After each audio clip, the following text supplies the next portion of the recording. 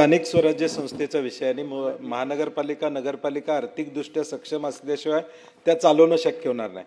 सभापतीमध्ये जे विषय झाले त्यात मी सांगणार नाही, परंतु काही मंत्री महोदय इथं नगर विकास खातं अत्यंत सक्षमपणे सांभाळतात। त्यामुळे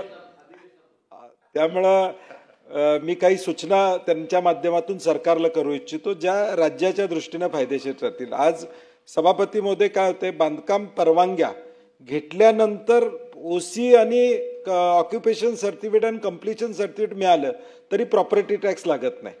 तो गेल्यानंतर सर्वे महापालिकेचा केल्यानंतर एखादा राहिला असेल आणि मग आपण ॲम्नेस्टी स्कीम महापालिका काढतात की तुमचा मागचा प्रॉपर्टी टॅक्स भरा, आम्ही एवढी सवलत देतो। आज महापालिका स्तरावर नगरपालिका स्तरावर किमान लाखो प्रॉपर्टी असतील ज्यांना प्रॉपर्टी टॅक्स लावला गेलेला नाही आहे। माझी त्यातली एक तांत्रिक सूचना आहे जी कायदेशीर बाब तपासली पाहिजे की आपल्या UDCPR मध्ये काय बदल करता येईल का की ओसी आणि कंप्लीशन सर्टिफिकेट देतानाच सायमल्टेनियसली घर फाळा लागला पाहिजे, प्रॉपर्टी टॅक्स सायमल्टेनियस नाही। कारण की ज्यावेळी आपण ऑक्युपेशन सर्टिफिकेट आणि कंप्लीशन सर्टिफिकेट देतो त्यावेळी सगळी कागदपत्र पूर्ण असतात, साधारणपणे सगळ्या गोष्टी त्यानं परवानगी घेतलेली असती म्हणून आपण त्याला ओसी देतो आणि ऑक्युपेशन सर्टिफिकेट देतो।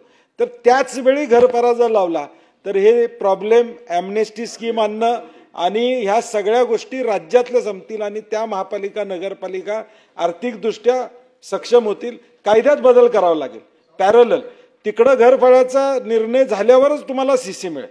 आता परवाच म्हणजे 2024 डिसेंबर किंवा जानेवारीमध्ये सुप्रीम कोर्टाने आता एक निर्णय दिलाय मंत्री महोदय की OC आणि CC असल्याशिवाय MSEBनं लाईट द्यायची नाही। म्हणजे कंप्लीशन सर्टिफिकेट असल्याशिवाय ऑक्युपेशन सर्टिफिकेटशिवाय MSEBचा या ठिकाणी वीज द्यायची नाही हा निर्णय सुप्रीम कोर्टाने घेतला। आता तो अनेक ठिकाणी आता हळूहळू लागू व्हायला लागला। या अनुषंगानेच आपल्याला हे करता आलं तर करावं अशी माझी तुम्हाला विनंती असणार। तिसरं, अनेक महापालिकेने या देशामध्ये बॉन्ड्सच्या माध्यमातून जवळजवळ 2-3 हजार कोटी रुपये उभे केलेले आहेत स्वतःचे सगळ्या महापालिकेने। एक धोरण आपल्याला राज्याचं ठरवता येईल का की ज्या महापालिका आर्थिकदृष्ट्या सक्षम आहेत बॉन्ड्सच्या माध्यमातून त्यांना या ठिकाणी करता येईल। महाराष्ट्रात कोणी तसं काढलं असलं तर माझी माहिती नाही आहे, म्हणजे माझ्यापर्यंत कुठं वाचण्यात किंवा ऐकण्यात आलेलं नाही, परंतु चेन्नई महापालिका असू दे, गांधीनगर महापालिका असू दे, यांनी 400-400 कोटी रुपये बॉन्डच्या माध्यमातून सभापतीमध्ये उभे केलेले आहेत। आता 15,000 कोटीची तरतूद त्यांनी नगर विकासला केलेली आहे, परंतु ती निवडणुकीसाठी आहे। त्याचा काय फायदा महापालिकेला त्या 15,000 कोटीचा होणार नाही हे आम्हाला माहीत आहे, परंतु महापालिका सक्षम करण्यासाठी माझ्या या 2-3 सूचना आहेत।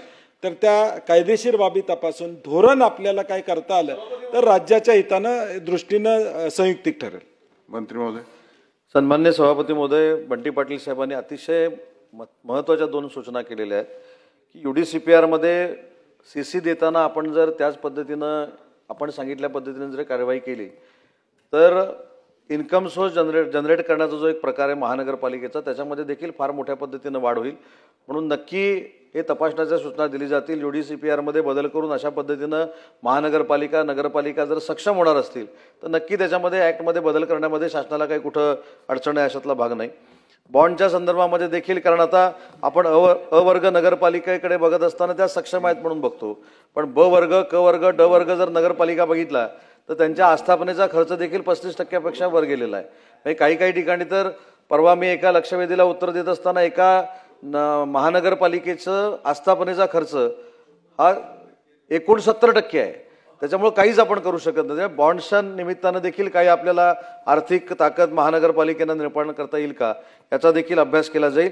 आणि जे 15,000 कोटी रुपये शिल्लक ठेवलेले आहेत ते महानगरपालिकेच्या नागरी भागात राहणाऱ्या सगळ्या जनतेसाठी ठेवलेले आहेत, ते काही कुठच्या पक्षासाठी किंवा निवडणुकीसाठी ठेवलेले नाहीत।